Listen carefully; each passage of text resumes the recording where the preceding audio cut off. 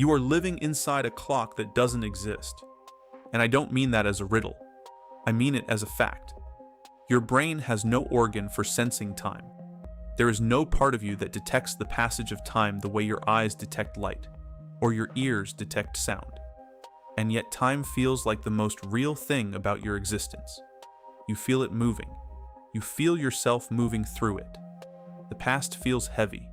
The future feels like it's pulling you forward. That feeling isn't a window onto reality. It's something your brain is building for you. A story so convincing, you have never once stopped to ask if it's actually true. Think about the last time an hour felt like a minute, or a minute felt like an hour. You've felt both. Time collapsing when you're absorbed in something. Time crawling when you're bored or scared. You didn't think your watch was broken. You knew the clock said one thing, and your experience said something completely different. But you assumed the clock was right, and your experience was just off somehow. But what if it's the other way around? Neuroscientist David Eagleman at Stanford spent decades studying how the brain creates our experience of time. And one of his experiments is genuinely hard to forget.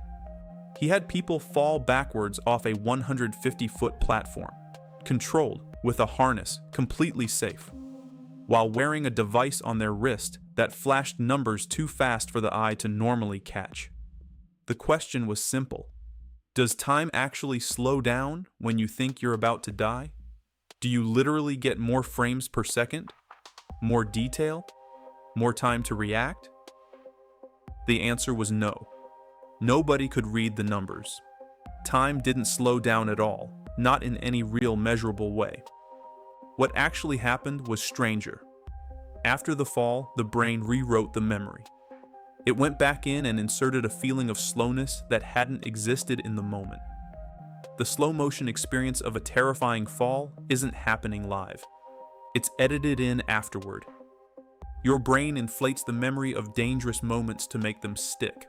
Because for our ancestors, a detailed memory of a near-death experience was survival information. One of the most vivid experiences of your life, the way time slows down when everything goes wrong, isn't actually happening. It's a story your brain assembles after the fact and presents it to you as a memory.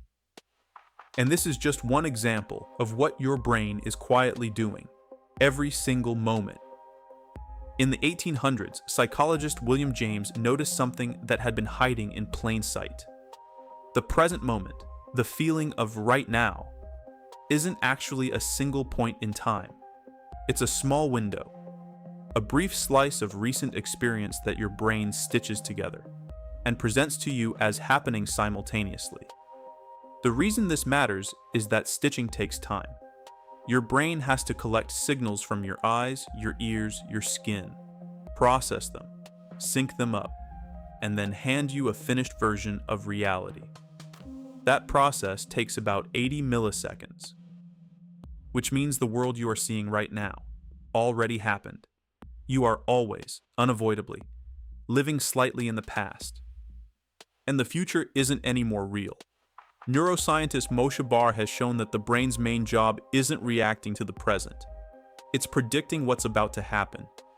Your brain is constantly running simulations of the future, testing scenarios, preloading responses, allocating your attention toward things that haven't happened yet.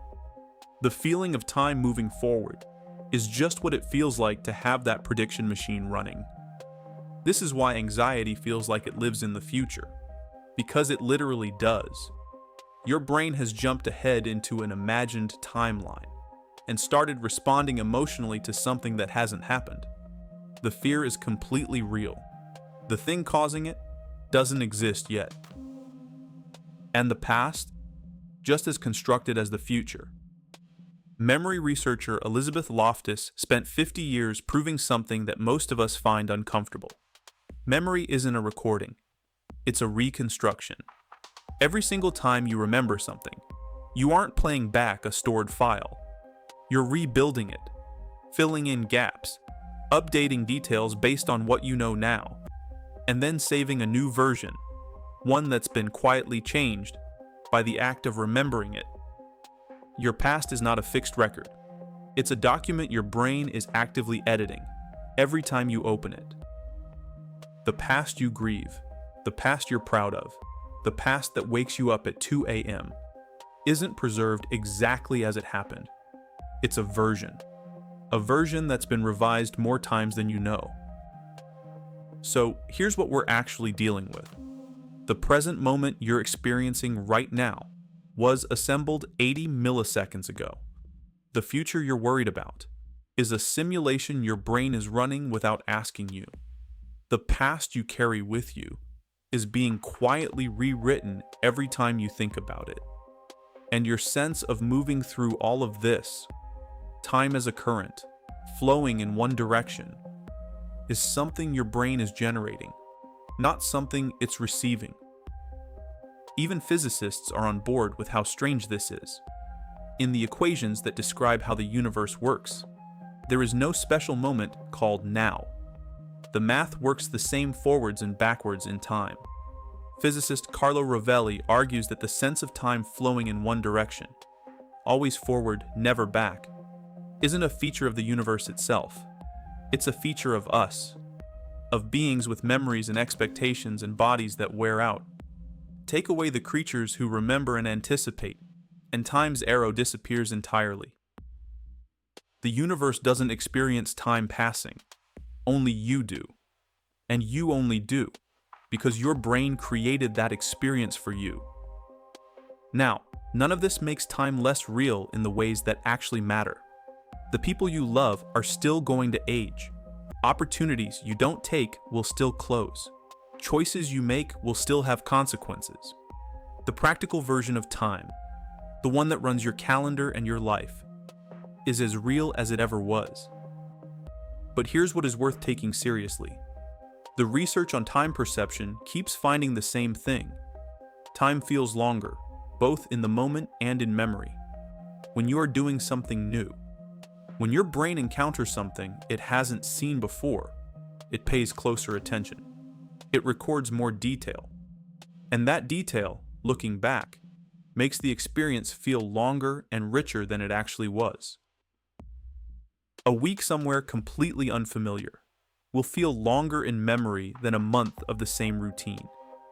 A childhood summer feels endless in memory because everything was new. An adult year can vanish because your brain already knows how this goes and stops paying close attention. This is why life speeds up as you get older, not because time actually moves faster, because the more familiar your life becomes, the less your brain bothers to record, and thin recordings feel short, like nothing happened, like the year just went somewhere. So if you want your life to feel long, not just when you look back on it, but while you're actually living it, the answer isn't working harder or living longer. It's novelty, new places, new skills, new people, new ideas that make your brain work in ways it hasn't worked before. Not because those things are better in some abstract sense, but because your brain, when it encounters something unfamiliar, actually slows down long enough to be present, long enough to record something worth remembering. You started this video assuming time was something happening to you, a current you had no control over, indifferent, absolute. But what neuroscience and physics are both pointing at, from completely different directions, is that time is something your brain is making for you. A gift, a cage, a map, a story, the most personal experience you have. And like everything else your brain builds, once you understand how it works, you can't unsee it. The clock on the wall says the same thing it always has. But the clock you're actually living inside, that one is yours, and it always will be.